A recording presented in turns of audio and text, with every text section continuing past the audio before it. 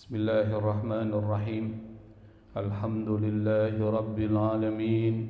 Allahumma salli wa sallim ala sayyidina Muhammadin al-fatihi lima ughliq wal khatimi lima sabaq nasiril haqqi bil haqq wal hadi ila siratikal mustaqim wa ala alihi wa ashabihi haqqa qadrihi wa miqdarihi al-azim.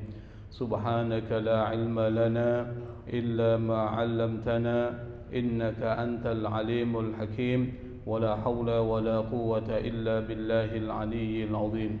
Rabbi israh li sadri wa yassir li amri wahlul 'uqdatam min lisani yafqahu qawli, amma ba'd.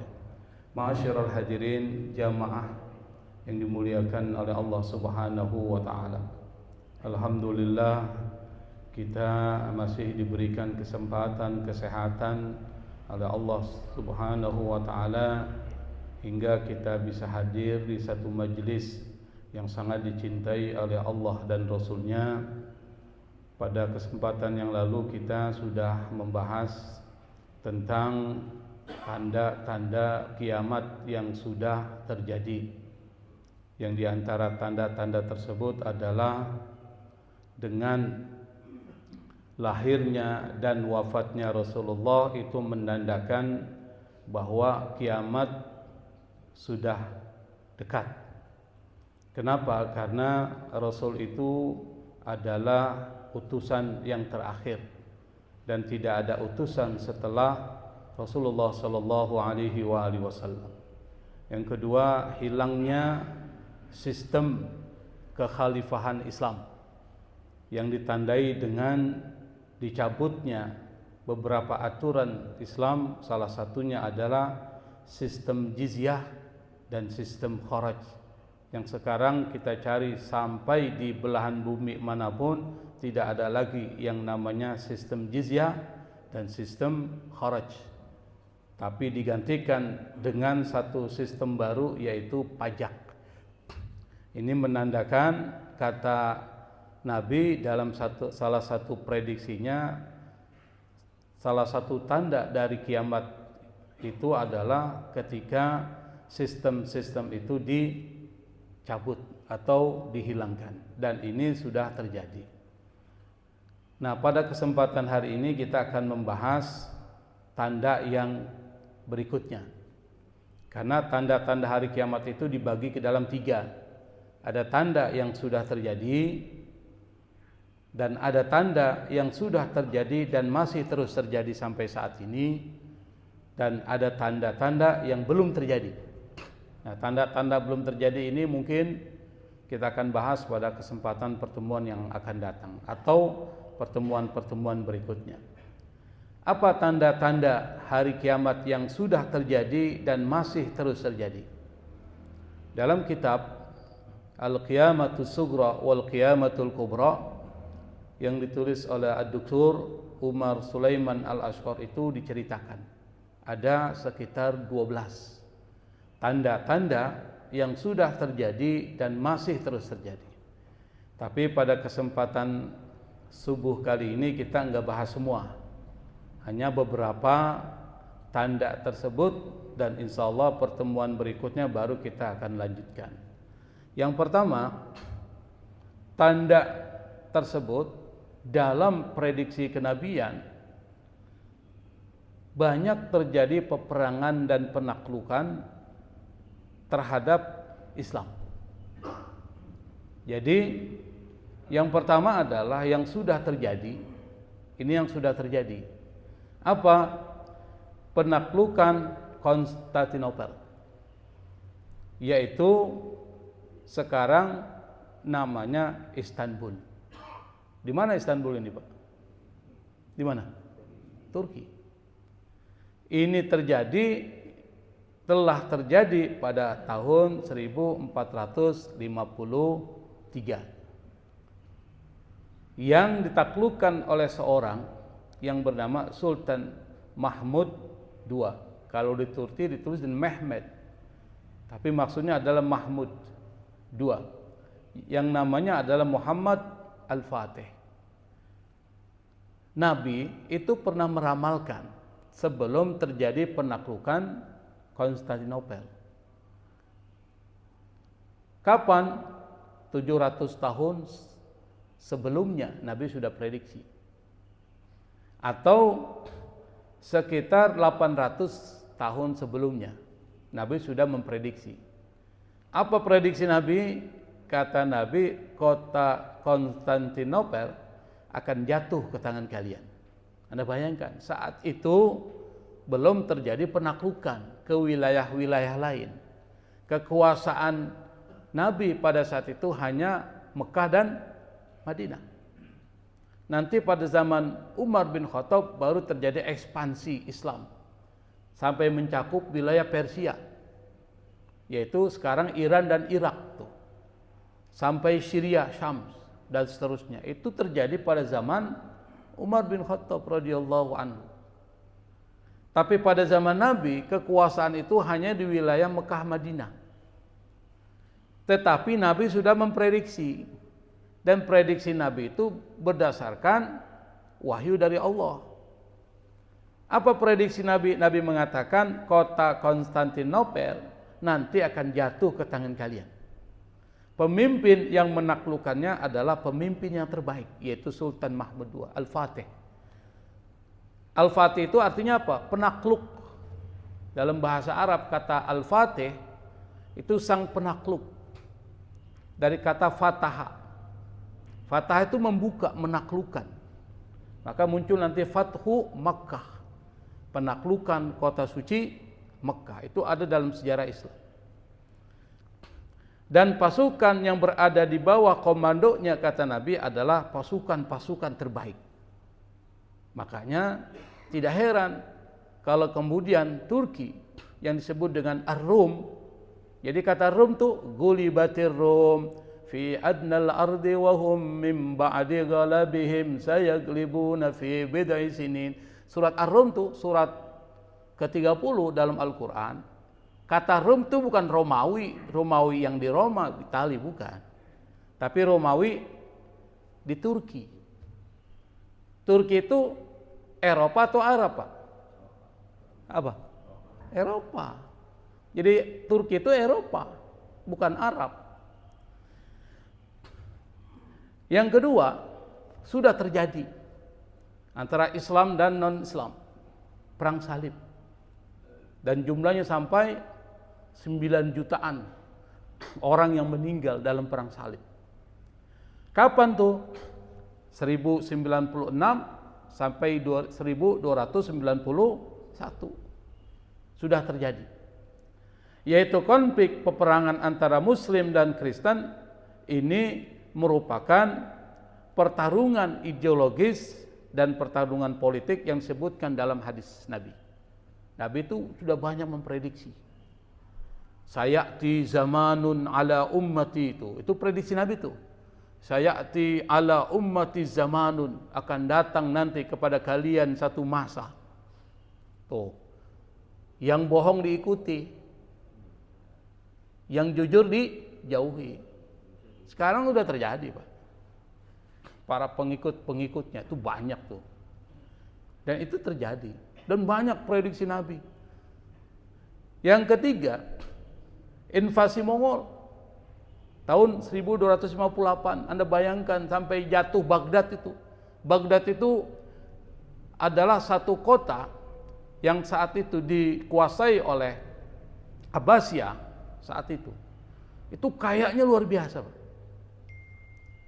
Banyak intelektual ulamanya luar biasa. Kekayaannya itu luar biasa. Tapi jatuh oleh Mongol. Hancur lebur tuh Baghdad. Kenapa? Karena para pemimpinnya itu sudah orientasinya dunia. Hidupnya mewah. Ajaran Islam tidak masuk ke dalam dirinya. Apa yang terjadi? Lemah. Ketika dia lemah, gampang dihancurkan. Beda dengan penaklukan yang terjadi di Konstantinopel atau penaklukan yang dilakukan oleh salah seorang yang disebut kemudian dengan Al-Fatih juga, yang pasukannya luar biasa, sholat tahajud semua Pak pasukannya. Anda bayangkan, pimpinannya juga luar biasa. Maka dengan orang-orang seperti ini gampang menghancurkan musuh-musuh Allah Subhanahu wa ta'ala. Kita bagaimana mau menghancurkan musuh-musuh Allah kalau kita lemah? Salat malam kita tidak. Orientasi hidup masih dunia. Ini yang terjadi pada dinasti Abbasiyah saat itu yang kemudian dihancurkan oleh Mongol. Mongol ini bukan Cina ya. Jangan anggap itu Mongol itu Cina. Nanti ada muncul istilah-istilah Khan. Misalnya apa? Hulagu Khan. Kita bisa disebutnya Khan. Hulagu Khan. Namanya Khan. Nah muncullah tuh apa bintang film India tuh. Siapa? Shah Rukh Khan, Salman Khan. Itu bacanya bukan Khan tapi Khan. Kho. Tulisannya Kho. Itu adalah bangsawan. Jadi kalau ada kata Khan itu keturunan bangsawan. Ada juga nama seorang ahli usul fikih perbandingan terkenal yang disertasinya itu luar biasa. Judul disertasinya itu adalah Atharul Ikhtilaf fil Qawaidil Usuliyah fi Ikhtilafil Fuqaha. Artinya pengaruh perbedaan kaidah usul terhadap perbedaan fikih. Jadi fikih-fikih yang berbeda itu karena perbedaan metodologi di dalam mengistimbatkan hukum. Kapan-kapan kita akan bicara itu. Yang berikutnya, perang dunia 1 dan 2, Pak. Dah terjadi. Dan itu luar biasa itu. Skala kehancurannya luar biasa itu. Sampai atom di mana? Di Hiroshima. Hiroshima di mana sih? Di Jepang, hancur lebur. Ada perang 1, perang dunia 1, perang dunia kedua. Kehancuran skala global yang belum pernah terjadi sebelumnya. Habis. Sehingga mengubah dunia. Dan yang sekarang yang masih terjadi, konflik yang ada di Syria dan Palestina. Makanya jangan berharap akan berhenti tuh. Nah ini tanda-tanda kiamat. Jadi tanda-tanda kiamat itu nanti bermula atau kiamat itu bermula tanda-tanda akhir zaman itu dari Syria, Syam. Yang disebut Syam itu bukan cuma Damaskus, tapi Palestina, Yordania, apalagi itu Syria, itu Syam, Ardus Syam. Dan sekarang udah mulai itu, Syria habis tuh. Kemudian apalagi? Palestina habis tuh. Nanti tanda akhir zaman itu turun Nabi Isa dari Menara Putih di Syria. Setelah turun masuk ke dalam sebuah masjid, di situ nanti ada Imam Al-Mahdi. Lalu Nabi Isa dipersilahkan untuk jadi imam oleh Imam Al-Mahdi, imam sholat subuh. Tapi Nabi Isa menolak, dia jadi makmum. Karena Nabi Isa itu Muslim, bukan Kristen, Muslim. Setelah selesai dari sholat subuh, lalu dia keluar dari masjid, dia kejar yang namanya Dajjal. Dia bunuh Dajjal. Dan Dajjal hanya bisa dibunuh oleh cuma satu orang. Siapa? Nabi Isa alaihi salatu wassalam. Nanti kita cerita, Pak. Dan cerita ini bukan cerita ngarang, ini dari wahyu kenabian, dari hadis Rasulullah. Nah, tanda pertama sudah terjadi dan masih terus terjadi. Ini tanda pertama. Yang kedua, muncul nabi-nabi palsu setelah Rasulullah wafat. Fa fi sahihil Bukhari wa Muslim. Ini saya screenshot ya dari kitab Al-Qiyamatus Sughra karya Umar Sulaiman Al-Asfar. Saya nggak bisa ketik langsung karena waktunya mepet untuk mengetiknya ya, tapi saya screenshot di dalam Sahih Bukhari dan Muslim an Abi Hurairah radhiyallahu anhu anna Rasulullah sallallahu alaihi wa alihi wasallam qala la taqumu sa'atu hatta yub'asu dajjaluna kadzabuna qaribun min 30 kullun yaz'abu annahu Rasulullah.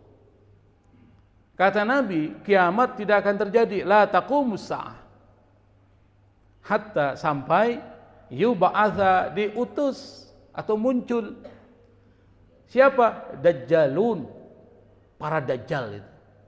Kadzabun, para pendusta. Qaribun min salasin. Jumlahnya itu hampir 30. Qarib min salasin. Kullun, semuanya yaz'amu, mengaku annahu Rasulullah, bahwa dia utusan Allah. Pada zaman sahabat kita tahu ada namanya Musailamah al-Kadzdzab. Bahkan dia buat surat tandingan untuk menandingi Al-Quran. Jelas kalah. Al-Quran itu kalamullah, perkataan Allah. Apa yang ada di dalam kalimat-kalimatnya mukjizat. Ini kalamun nas, menandingi surat Al-Fil. Kalau kita kan enak surat Al-Fil. Alam tara kaifa fa'ala rabbuka bi ashabil fil. Enak kan? Dia tulis surat Al-Fil, mal fil, wa ma adraka mal fil, khurtumun tawil. Kan lucu tuh. Kalau Bapak lihat artinya itu ketawa ngakak tuh. Fil, gajah. Mal fil, apa itu gajah? Kita ditanya, Pak, apa itu gajah? Lucu nggak, Pak? Sama dengan orang tukang pohon ditanya pohon. Misalnya, kenapa? Karena kita udah tahu itu. Bukan itu yang ingin sampaikan. Jadi, lalu muncul lagi, wa ma adraka mal fil. Tahukah engkau apa itu gajah? Apa dijawab? Khurtumun tawil, belalainya panjang. Kan lucu kan? Nah, yang seperti itu menandingi Al-Quran jauh lah. Itu Musailamah al-Kadzdzab. Maka disebut dengan al-Kadzdzab, pendusta.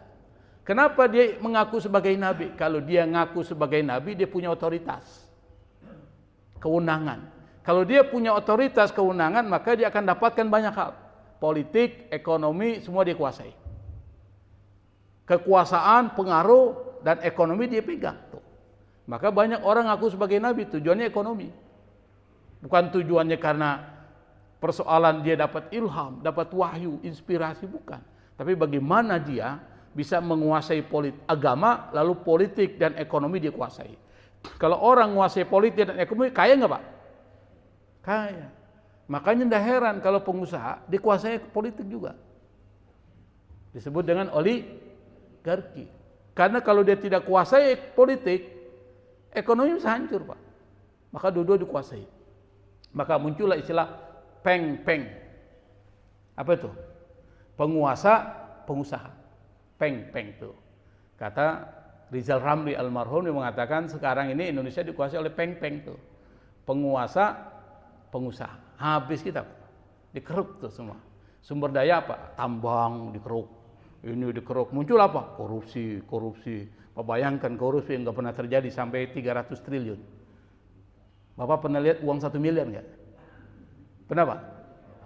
Gak pernah, Pak. Saya yakin gak ada yang pernah 1 miliar di sini. Ini 300 triliun. Nggak bayangin. Berapa triliun nolnya tuh? Berapa nolnya? Hah?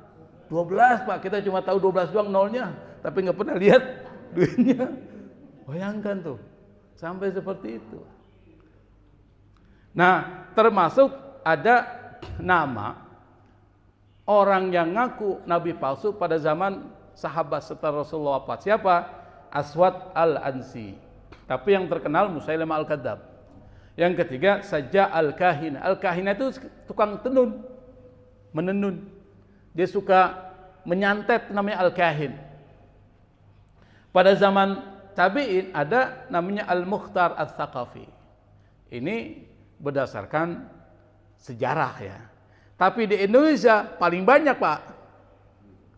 Bapak mau tahu negara yang paling subur tentang nabi-nabi palsu itu Indonesia, dan ada aja pengikutnya.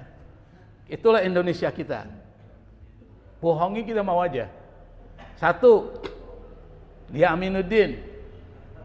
Sebelum jadi nabi dia, kemudian naik jadi malaikat Jibril. Naik dia dari nabi ke malaikat Jibril. Kemudian sebelumnya di televisi itu, Pak, itu suka ada tutorial merangkai bunga tuh. Namanya Lia Aminuddin dari Sulawesi Selatan. Orang Bugis berarti. Dia tidak tahu kenapa mengaku dapat wahyu. Dapat wahyu. Lalu kemudian padahal wahyu itu, Pak, belum tentu dari Dari Tuhan, bisa jadi dari jin. Karena jin itu menyesatkan orang, dibisiki dia. Tapi karena imannya kurang kuat, maka terpengaruh. Lalu kemudian dia mengaku sebagai penerima wahyu dari malaikat Jibril. Berarti nabi dong. Tahun berapa? 90-an. Setelah itu dia bangunlah satu sekte, kelompok namanya Salamullah. Hebatnya, dia jalan di atas bara, nggak kebakar tuh. Itu hebatnya, Pak. Kenapa? Jin. Jin yang membantunya. Akhirnya si pengaku nabi ini ditangkap di penjara. Jadi ada dalam sejarah nabi ditangkap di penjara. Itu pada tahun 2006. Namanya siapa? Liaminuddin. Kan lucu. Jibril kok di penjara? Dia ngaku malaikat Jibril tuh. Lalu di penjara. Lucu. Kedua ada lagi nih yang lucu, Ahmad Musaddiq.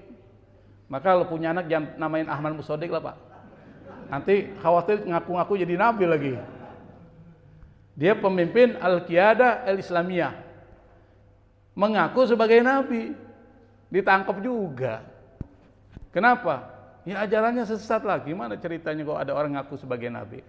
Hebatnya ada pengikutnya. Itu hebatnya di Indonesia. Yang ketiga ada namanya Abdul Kahfi. Pemimpin kelompok Isa Bugis di Jawa Timur, ngaku sebagai nabi, ditangkap tahun 2016. Jadi orang-orang ngaku nabi ditangkap semua itu, Pak. Yang berikutnya ada nama Muhammad Sehun, Muhammad Heru, Sulaiman, dan banyak, Pak. Ini enggak semuanya saya ambil. Yang paling banyak orang-orang mengaku nabi itu di Indonesia.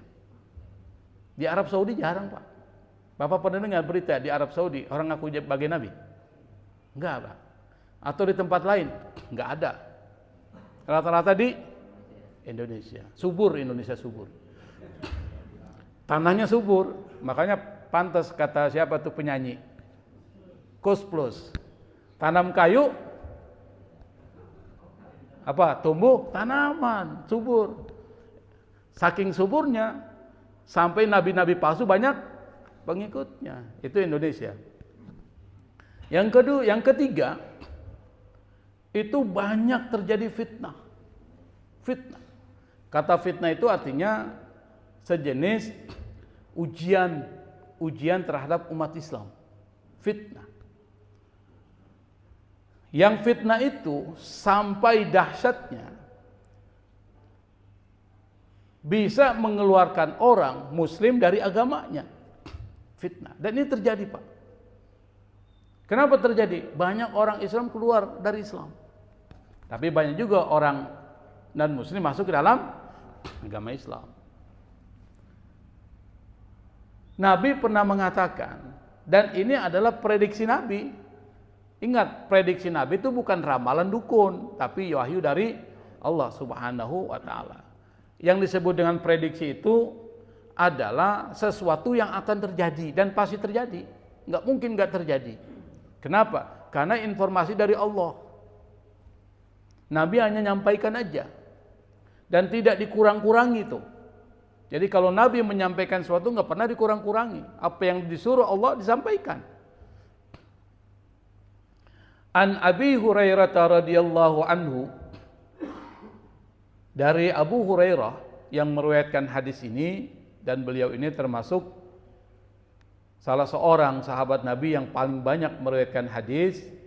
Jumlah hadis yang diriwayatkan oleh Imam Abu Hurairah itu lebih dari 5.000 hadis atau 5.300 lebih hadis.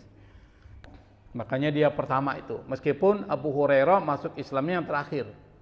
Tapi karena Abu Hurairah sering menemani Rasulullah, mengambil hadis dari Rasulullah, bahkan hidup di serambi Masjid Nabawi itu, maka tidak heran kalau dia banyak berinteraksi dengan Rasul dan banyak menerima hadis. Kan banyak orang mengkritik Abu Hurairah, kok bisa orang yang masuk Islam belakangan meriwayatkan hadis paling banyak? Yang mengkritik itu salah satunya Syiah. Syiah itu pengikut Ali bin Abi Thalib. Dan Syiah ini banyak sektenya, bukan cuma satu. Nah, di antara sekte Syiah yang masih ada itu adalah Syiah Ja'fariyah Isna Asyariyah yang ada di Iran. Syiah 12 imam. fikihnya pakai Imam Ja'far As-Shadiq. Ja'far As-Shadiq ini keturunan Rasul dari Husain. Jadi Husain bin Ali bin Abi Thalib itu punya anak Zainal Abidin. Tuh. Ini supaya tahu nih, Zainal Abidin punya anak salah satunya Muhammad Al-Baqir. Ini yang jadi imam Syiah ini nanti. Muhammad Al-Baqir itu punya anak namanya Imam Ja'far As-Shadiq. Imam Ja'far As-Shadiq nanti punya anak namanya Ali Al-Uraidi. Ini kalau jalurnya ke sini ya, jalur yang diklaim oleh orang nih. Tapi Imam Ja'far As-Shadiq punya anak banyak nih. Salah satunya Musa Al-Kadzim, Ali Al-Uraidi. Ali Uraidi nanti larinya Ahmad bin Isa Al-Muhajir, Ahmad bin Isa tuh. Nah, sementara kalau Musa Al-Kadzim ini dianggap sebagai imam Syiah. Musa Al-Kadzim nanti larinya tuh sampai ke Wali Songo. Kalau saya mau cerita panjang nih Pak, nggak usah diceritain ya, panjang. Tapi saya ingin mengatakan bahwa Abu Hurairah ini adalah sahabat Nabi yang paling banyak meriwayatkan hadis. Dia meriwayatkan dari Rasulullah sallallahu alaihi wasallam, la taqumu sa'atu hatta yamurra ar-rajulu biqabri ar-rajuli fayaqulu ya laitani kuntu makana. Kata Nabi, tidak akan terjadi kiamat as-sa'ah hatta sampai yamurra ar-rajulu biqabri ar-rajuli, sampai seseorang melewati kubur seseorang. Fayaqulu, lalu dia berkata, jadi kiamat enggak terjadi kata Nabi sampai ada orang melewati kuburan orang, dia bilang ya laitani kuntu makana. Oh, seandainya saya yang ada di situ lebih enak kali. Kalau seandainya saya yang ada di tempat itu mungkin lebih enak tuh. Seandainya saya di situ. Kenapa? Sudah susah hidup, Pak. Menderita, penderitaan di mana-mana. Kemiskinan ada di mana-mana, kelaparan di mana-mana. PHK ada di mana-mana. Sekarang terjadi nggak PHK? Terjadi nggak? Nanti kalau PHK terus-terusan muncul kriminalitas tingkat tinggi. Apa yang terjadi sekarang? Preman menguasai negara, Pak. Anda bayangkan itu. Bisa terjadi itu. Apalagi yang terjadi? PHK di mana-mana. Kalau orang udah PHK, kriminal meningkat. Ketika kriminal meningkat, habis sudah semua ini, Pak. Terjadi sesuatu yang kalau kita hidup lebih enak mati daripada hidup. Itu bahasanya begitu. Maka muncul kata itu, ya laitani kuntu makana, seandainya saya yang tempat itu mungkin lebih baik kali. Sampai terjadi seperti itu. Dan ini mulai terjadi tanda-tanda tapi sedikit. Tapi nanti akan terjadi besar di akhir-akhir. Tapi ini mulai terjadi. Dan hadis ini diriwayatkan Imam Bukhari dan Muslim. Hadis sahih. Kalau hadis diriwayatkan Imam Bukhari dan Imam Muslim, kita yakin bahwa hadis ini sahih. Kenapa? Imam Bukhari, Imam Muslim dalam menerima hadis, memverifikasi hadis, menyaring hadis, itu saringannya ketat. Ibarat kalau kita beli saringan buat jus tuh, di saringan yang paling kuat. Jadi ketika disaring tidak ada ampasnya. Ngerti nggak maksudnya, Pak? Imam Bukhari, Imam Muslim itu menyaring hadis ketat banget. Sampai dari ratusan ribu hadis yang tersaring cuma berapa ribu hadis yang dianggap sahih. Maka disebut sahih Bukhari, sahih Muslim. Kalau ada orang mengkritik sahih Bukhari, sahih Muslim sebagai hadis dhaif, orang itu kurang ajar tuh. Kenapa kurang ajar? Karena dia tidak mengetahui metodologi yang sangat ketat. Sebagai contoh ini, biar kita tahu tentang bagaimana Imam Bukhari, Imam Muslim menyaring hadis. Jadi mereka melakukan perjalanan sampai berbulan-bulan untuk memverifikasi satu hadis, Pak. Anda bayangkan, sekarang kita enggak. Cukup nyari di internet, hadis sudah selesai. Kita ini diuntungkan oleh para ulama sebelumnya. Kenapa? Mereka yang capek-capek menentukan hadis dari Rasul, lalu menilai kesahihan atau ketidaksahihan hadis ini, kita yang pakai tuh, kita untung tuh. Tapi yang berjasa adalah para ulama-ulama itu pahalanya luar biasa besar. Itu yang mereka cari. Jadi kata mereka ini, Imam Bukhari, Imam Muslim, hadis itu dianggap sahih. Satu, harus bersambung sanadnya. Apa itu sanad? Sanad itu perawi hadis. dari sahabat. Ini dari sahabat. Habis sahabat siapa Pak? Tabi'in. Habis tabi'in, tabi'ut tabi'in. Terus nyambung tuh, nggak boleh terputus. Yang kedua, yang meriwayatkan hadis bukan orang sembarangan, dia harus dobit, ingatannya kuat. Dan harus orang yang jaga marwahnya. Maka kalau orang lewatin hadis misalnya suka nongkrong di jalan, itu nggak diterima hadisnya Pak. Apalagi pakai celana pendek, muter-muter itu, lalu meriwayatkan, saya meriwayatkan hadis dari Rasul, tolak hadisnya. Kenapa? Enggak jaga marwah. Itu pesan sampai gitu. Yang ketiga apa? Antara satu perawi dengan perawi lain harus ketemu langsung. Itu kata Imam Bukhari. Tapi kata Imam Muslim nggak perlu ketemu, yang penting satu masa, tidak ada masalah. Al-mu'asharah itu ketatnya seperti itu. Maka hadis yang diriwayatkan oleh Imam Bukhari Muslim kita yakini hadis sahih. Karena kita nggak mungkin mengkritisi dan meneliti hadis tersebut. Itu yang pertama. Yang kedua, an Anasin radhiyallahu anhu, dari Anas bin Malik, dan beliau termasuk salah satu dari 7 sahabat Nabi yang banyak meriwayatkan hadis, berkata, sami'tu Rasulullah sallallahu alaihi wasallam yaqul, saya mendengar Rasul berkata, inna min asyratis saati, di antara tanda-tanda hari kiamat, kata Nabi, an yurfa'al ilmu itu diangkat. Yang pertama kali ilmu diangkat, ilmu waris. Makanya jarang orang menggunakan ilmu waris. Coba ada orang-orang yang punya harta meninggal, kira-kira pembagiannya waris atau bukan Pak? Waris atau bukan? Rata-rata main hitung-hitung aja, ini ya, ini ya, ini begitu aja, nggak dihitung waris tuh. Dan itu ilmu itu akan diangkat. Sampai sekarang ilmu yang paling malas dipelajari orang, ilmu apa? Hah? Apa? Bukan ilmu tauhid. Ilmu tauhid itu wajib tuh. Ilmu waris. Coba, ada cara ngitung waris? Ada ngerti sini Pak? Dia punya hitungan-hitungannya tuh. Ada ngerti? Gak ada satupun yang paham sekarang. Saya juga lupa Pak. Kenapa lupa? Yang itu tadi jarang dipakai. Saya pernah didatangi orang suruh hitung waris, saya hitung tuh. Tapi sekarang bagusnya ada aplikasi waris tuh, tinggal masukin aja tuh. Otomatis tuh keluar. Ada yang minta sama saya, pas keluar tuh aplikasi, dia tolak Pak. Kan keluar nih, ini dari sini nih, hitungannya begini. Apa yang terjadi? Anda nggak mau pakai. Kenapa? Ternyata dia dapatnya dikit. Dapatnya dikit. Tuh kalau mau jujur begitu akhirnya yang terjadi. Repot tuh. Ilmu diangkat sehingga banyak orang bodoh dibandingkan orang alim. Saking bodohnya mereka, dia nggak ngerti itu mana halal mana haram. Makanya majlis-majlis ilmu harus digerakin tuh. Kedua, wayak surul jahlu, kebalikannya, karena ilmu diangkat banyak orang bodoh. Wayak surul zina, zina itu menyebar. Sekarang orang nggak malu-malu lagi Pak. Bahkan film-film bodoh itu menyebar tuh. Dikibar mana? Di internet, gratis tuh bisa diakses. Misalnya saya beri contoh. Dan itu menyebar.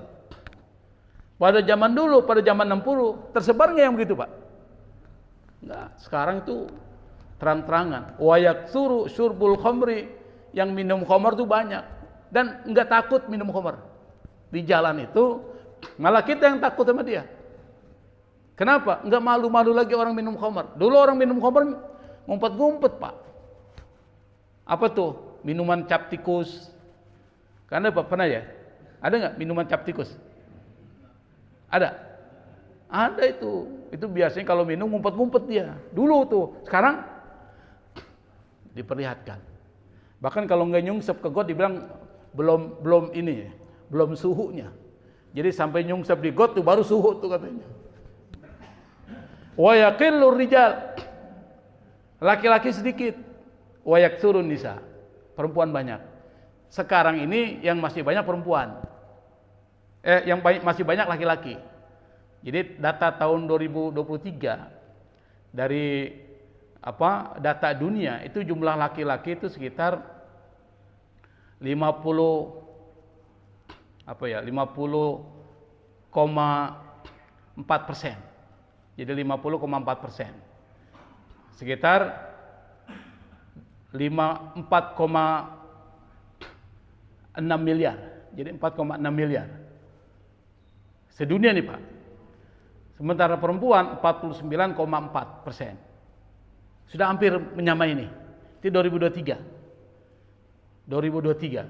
Jadi kalau dihitung masih jumlah perempuan masih kalah dibandingkan laki-laki. Tapi 2023, sekarang 2025. Kenapa jumlah perempuan akan naik?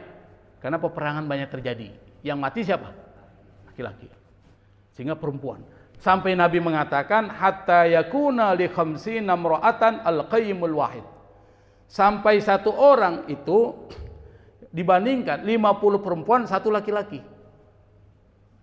Khamsina imra'atan, 50 perempuan, satu laki-laki. Bapak untung bisa dapat istri bisa lebih dari 4 tuh. 50 kan luar biasa itu. Wa yaqillul ilmu wa yadharul jahlu. Itu riwayat lain mengatakan ilmu berkurang, kebodohan menampak. Sekarang nampak kebodohan di mana-mana, kelihatan. Nanti kita akan lihat tanda berikutnya apa. Dan ini hadis muttafaqun alaih, hadis yang disepakati Imam Bukhari dan Muslim. Kata muttafaqun alaih itu dalam ilmu hadis, itu hadis ini sahih. Yang menyepakati Bukhari Muslim. Siapa Bukhari Muslim? Saya sudah katakan tadi. Kalau hadis dikatakan oleh Imam Bukhari, diriwayatkan oleh Imam Bukhari, Imam Muslim, maka kita 100% yakin itu hadis sahih. Jadi nggak usah lagi Anda teliti tuh tentang hadis tersebut, kesahihannya. Fafil hadisi an Abi Musa al-Asy'ari, ini sekali lagi saya kutip dari kitab Al-Qiyamatul Sughra wal Qiyamatul Kubra ya. Kiamat kecil dan kiamat besar. Dalam satu hadis yang diriwayatkan oleh Abu Musa al-Asy'ari, sahabat Rasul, anna Nabiyya sallallahu alaihi wasallam qala, Nabi berkata, inna baina yaday sa'a al-haraj. Sesungguhnya sebelum terjadi kiamat itu, atau baina yaday sa'a, di antara kiamat itu ada yang disebut dengan al-haraj. Qalu, para sahabat bertanya, karena mereka bingung nih, apa yang dimaksud dengan al-haraj? Wa mal haraj ya Rasulullah? Apa yang dimaksud dengan al-haraj wahai Rasul? Berarti ini kosakata tingkat tinggi nih. Qala, Nabi berkata, al-qatlu, yaitu pembunuhan di mana-mana dan pembunuhannya massal, masif. Innahu laisa biqatlikum al-musyrikin. Bukan kalian itu membunuh orang-orang musyrik, bukan. Walakin qatlu ba'dikum ba'da. Tetapi antara kalian dengan yang lain itu sama-sama Islam saling membunuh. Saling membunuh. Hatta yaqtular rajulu jarahu, sampai seorang membunuh tetangganya. Wa yaqtulu akhahu, membunuh saudaranya. Wa yaqtulu ammahu, membunuh pamannya. Wa yaqtulu ibna ammihi, dan membunuh ponakannya, anak pamannya, berarti ponakannya. Qalu, para sahabat bertanya, wa ma'ana uquluna yauma idzin. Apakah kita ini saat itu otak kita masih berfungsi enggak ya Rasul? Karena kalau orang membunuh saudaranya otaknya ini rusak nih. Kita tanya, otak kita masih berfungsi enggak? Apa kata Rasul? Qala, Rasul berkata, innahu latunza'u uqulu ahli dzalika zaman. Saat itu akalnya udah tidak pada rasional. Akal orang zaman itu, kata Nabi, tercabut otaknya. Maksudnya apa? Berpikirnya udah enggak logis, rusak. Cara pikirnya rusak. Tadi saya katakan orang pembohong didukung, orang jujur dimusuhi, itu otaknya rusak tuh. Itu rusak namanya. Lalu kemudian wa yakhlifu lahu habaun minan nas. Yang tinggal banyak orang tapi nggak punya wibawa, nggak ada nilai, nggak ada harganya. Banyak orang tapi nggak ada harganya, nggak ada wibawanya, nggak ada kehormatannya. Yahsabu aksaruhum, sebagian besar mereka, kata Nabi, annahum ala syai', mereka ini menganggap diri mereka itu bernilai. Walaisu ala syai'in, kata Nabi, tapi mereka itu tidak ada nilainya sama sekali. Dan ini terjadi itu. Warawa Abu Hurairah radhiyallahu anhu anir Rasul sallallahu alaihi wasallam, Abu Hurairah meriwayatkan dari Rasul bahwa Rasul bersabda, "Walladzi nafsi biyadihi," demi zat yang aku berada di dalam kekuasaannya, kata Nabi, yaitu demi Allah, la ya'tiyanna 'alan nasi zamanun la yadril qatilu fi ayyi syai'in qatala. Akan datang, pakai la, pakai nun tuh belakang itu. Ini katanya ya'ti. Ditambahin la, tambahin nun di belakang. La ya'tiyanna. Berarti kalau ketemu lam dan nun di belakang itu namanya harfu taukid tuh. Kalau dalam ilmu nahwu. Kalau harfu taukid masuk satu kalimat, ini bukan main-main, apalagi dua. Nabi mengatakan layak tianna, pasti sungguh akan datang. Nabi yang ngomong aja udah jujur, kalimatnya begini lagi, demi Allah. Yang pertama dibilang walladzi nafsi biyadi, demi Allah, pasti sungguh akan datang alan nasi, kepada manusia, zamanun, satu masa. Apa? La yadril qatilu fi ayyi syai'in qatala. Seorang pembunuh tidak tahu untuk apa dia membunuh. Jadi nggak ada motifnya, Pak. Dia bunuh aja. Sama dengan orang demonstrasi, nggak tahu apa yang didemo. Saya termasuk dulu bingung, Pak. Ikut-ikutan aja waktu mahasiswa. Saya tanya, demo apa sih? Nggak tahu dong demo apa sih. Ikut-ikutan tuh. Bahasanya begitu. Tapi yang dimaksud di sini adalah dia membunuh, tapi nggak tahu apa maksudnya dia membunuh. Apalagi tuh? Wala yadril maqtulu ala ayyi syai'in qatal. Yang lucu adalah yang dibunuh tidak tahu kenapa dia dibunuh. Artinya apa? Udah kacau lah hidup. Udah nggak ada pegangan sama sekali, kacau balau. Ini udah terjadi belum ya? Belum ya? Belum. Setengah terjadilah, ya kan? Setengah terjadi, setengah masih belum. Jadi masih ada dikit-dikit aja, tapi masih belum merata ini. Nanti kalau merata, hati-hati sudah itu. Nah, yang keempat, yang terakhir, dari 12 ini sampai 4 kita bahas ya, karena waktu kita udah hampir waktu isyraq nih. Nah, ini penting nih. Nah, ini terjadi di Indonesia nih. Apa? Tanda kiamat yang sudah terjadi dan akan terus terjadi adalah menyerahkan urusan kepada yang bukan ahlinya. Dan ini Nabi yang bilang, bukan saya. Wa qad akhbara Rasul sallallahu alaihi wasallam anna min asyrati saati ayyusadal amru ila man la yastahiquhu. Diberitakan oleh Rasulullah bahwa di antara tanda-tanda kiamat itu adalah urusan diserahkan kepada orang yang enggak berhak. La yastahiqu, tidak berhak untuk mengemban amanah itu. Makanya Nabi Yusuf alaihi salatu wassalam itu ketika dia ditawari oleh Raja Mesir yang disebut dengan Fir'aun, Raja Mesir itu namanya Fir'aun. Fir'aun zaman Nabi Yusuf itu Fir'aun yang bagus. Tapi Fir'aun zaman Nabi Musa, wah itu parah itu. Otoriter. Otoriternya tingkat tinggi sampai mengaku sebagai Tuhan. Dan luar biasa, Pak, otoriternya. Dia bunuh tuh anak-anak laki-laki tuh. Bayi-bayi laki-laki, kenapa? Dia mimpi, dalam mimpinya yang menjatuhkan kekuasaannya itu adalah laki-laki tuh, dari Bani Israel. Dibunuhin satu-satu, sampai kata penasihat bilang, kalau kita bunuhin habis nih.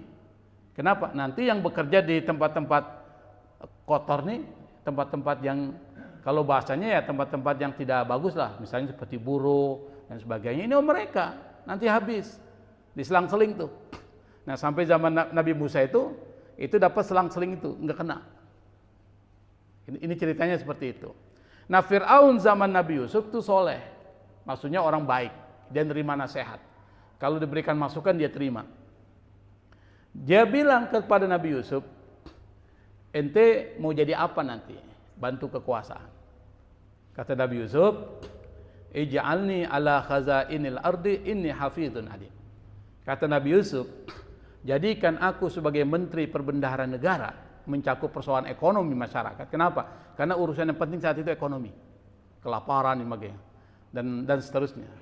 Kenapa Nabi Yusuf berani mengatakan jadikan aku menteri perbendaharaan negara? Bagi kita kalau kita menawarkan diri kita untuk mendapatkan jabatan itu nggak boleh, Pak. Tapi bagi orang yang memenuhi syarat boleh. Maka kalau kita contoh Nabi Yusuf, syaratnya kalau Anda ingin melelang diri Anda untuk mendapatkan jabatan, apa? Inni hafizun alim. Kata Nabi Yusuf, saya adalah orang yang amanah. Maka yang pertama amanah tuh. Yang kedua alim, punya ilmu. Kalau nggak amanah, nggak punya ilmu, gimana ente mengurus umat? Dia punya ilmu tapi nggak amanah, hancur umat tuh, Pak. Bisa korupsi di mana-mana itu.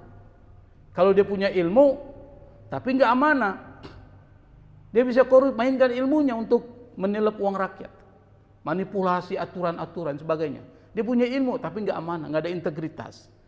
Maka Nabi mengatakan, fa fi sahihil Bukhari an Abi Hurairah radhiyallahu anhu, dalam kitab Sahih Bukhari dari Abu Hurairah, hadisnya sahih.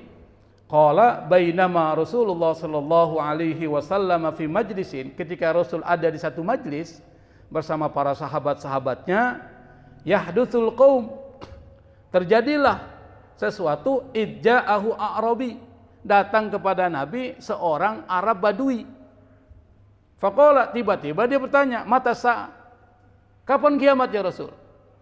Anda lagi ngobrol nih enak-enak nih dengan teman-teman Anda, datang orang gak dikenal, tanya, kiamat kapan? Ente apa yang direspon? Ini orang ngapain tanya kiamat kan? Nah, Nabi juga sama. Famadha Rasulullah sallallahu alaihi wasallam fi hadithi. Rasul tetap melanjutkan pembicaraan dengan para sahabatnya. Faqala ba'dul qaum, sebagian sahabat ada yang mengatakan, sami'a ma qalahu fakariha ma qala. Kata sebagian sahabat, Rasul tuh dengar ucapan orang itu, tapi Rasul nggak suka ucapan orang itu. Maksudnya apa? Pertanyaannya nggak suka. Wa qala ba'duhum, sebagian sahabat mengatakan, ballam yasma', Rasul nggak dengar. Jadi ada dua persepsi saat itu. Hatta idza qadha haditsahu, sampai ketika Nabi sudah selesai ngomong nih, qala, Nabi bertanya, aina sa'il, yang bertanya tadi mana? Aina sa'ilu anisa, yang nanya tentang kiamat itu mana orangnya?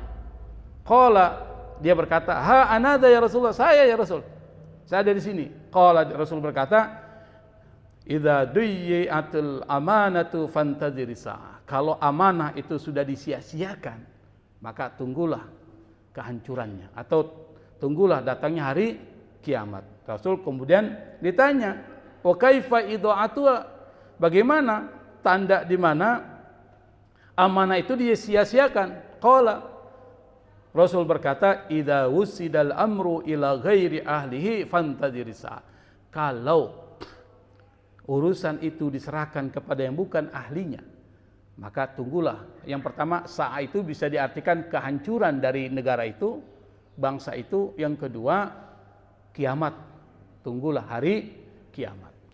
Nah, sekarang kita introspeksi, apakah terjadi dengan bangsa kita? Menurut Bapak gimana, Pak? Kita lihat sekarang orang diangkat sebagai menteri, ini fakta ya, bukan hoax ya. Kadang-kadang bukan bidangnya, bukan ilmunya, karena pertimbangannya apa? Loyalitas politik dan partai, itu persoalannya. Jadi bukan orang-orang yang ngerti urusan ekonomi, diatur orang yang ngerti tentang ekonomi. Urusan teknologi informasi, orang yang ngerti. Kalau tidak ngerti, karena pertimbangannya partai, terjadilah apa yang sekarang terjadi. Kacau balau, Pak. Yang satu ngomong tidak koordinasi dengan yang satu dari negara, yang satu ngomong A, satu ngomong B, yang mana kita mau dengar? Bingung kita. Menteri yang satu ribut dengan menteri yang lain, kalau ngomong bermasalah. Contohnya Menteri Kesehatan, iya Pak ya? Kan viral itu Pak, sampai muncullah dari para guru besar UI, UGM lain semuanya minta dia diturunkan. Kenapa? Pertama, pertanyaannya dia kompeten jadi bidang itu. Kedua, komunikasinya bermasalah. Contoh, apa dibilang? Orang yang ukuran celananya berapa? 34, cepat mati Pak. Bapak semua ini. Saya juga kan. Badan saya kan, saya berapa? 36 nih. Wah parah kena ini. Apalagi sih dibilang, yang gajinya 15 juta, di bawah 15 juta, tidak pintar, kurang pintar. Kita semua, Pak. Bapak gaji berapa, Pak? Kalau saya di atas 15 juta, berarti lebih pintar saya kan. Yang di bawah 15 juta, berapa, Pak? Ada yang 5 juta, 10 juta, jangan nggak pintar. Menurut Menteri Kesehatan. Kacau kan? Akhirnya muncullah tuh, minta diturunkan. Kenapa? Tidak kompeten. Kenapa? Itu tadi alasan-alasan yang bukan kompetensi. Makanya Nabi mengatakan, idza wusidal amru li ghairi ahlihi fantazir sa. Kalau urusan diserahkan kepada orang yang bukan bidangnya, tunggu aja hancurnya itu. Kita nggak belajar dari hadis Rasul. Meskipun ini artinya buat kiamat juga, dan bisa juga buat kehancuran dari tempat di mana kita mengabdi, tapi paling tidak, seperti kata Nabi Yusuf, dua yang harus ada, integritas, amanah, yang kedua ilmu. Kalau itu ada, silakan Anda mau relang diri Anda, mendaftar sebagai menteri atau pejabat, kan itu kan lelang misalnya, silakan. Tapi bukan pertimbangan loyalitas partai, itu politik. Nah itu yang bisa saya sampaikan. Insya Allah pada pertemuan yang akan datang, kita baru 4 nih, tapi yang dikatakan oleh Umar Sulaiman Al-Qur ada 12. Berarti ada 8 lagi yang belum dibahas. Apalagi nanti bahas yang berikutnya, yang paling besar, tapi belum terjadi. Nanti ada Dajjal, ada siapa lagi tuh? Apa tuh yang makhluk-makhluk yang sekarang sedang ditutup tuh oleh Dzulkandar Iskandain tuh? Tuh, saya lupa apa. Ya'juj wa Ma'juj. Nanti kita cerita itu, Ya'juj wa Ma'juj seperti siapa? Apakah seperti kita ini badannya? Nah, kita lihat nanti. Kemudian Nabi Isa itu muncul nanti sebagai apa? Dan seterusnya insya Allah kita akan bahas pada pertemuan-pertemuan mungkin yang terakhir ya. Karena pembahasan tentang rukun iman yang kelima ini agak panjang memang. Karena kita baru bicara tanda kiamat, belum bicara tentang apa yang terjadi pada saat kiamat. Itu belum dibicarakan. Apa yang dimaksud dengan al-mizan, al-hisab, dan sebagainya itu kita akan bahas. Insya Allah kita akan bahas tuntas kalau kita diberikan kesehatan dan umur yang panjang. Wallahul musta'an, wallahul muwafiq ila aqwamit thoriq, wal afwa minkum. Wassalamualaikum warahmatullahi wabarakatuh.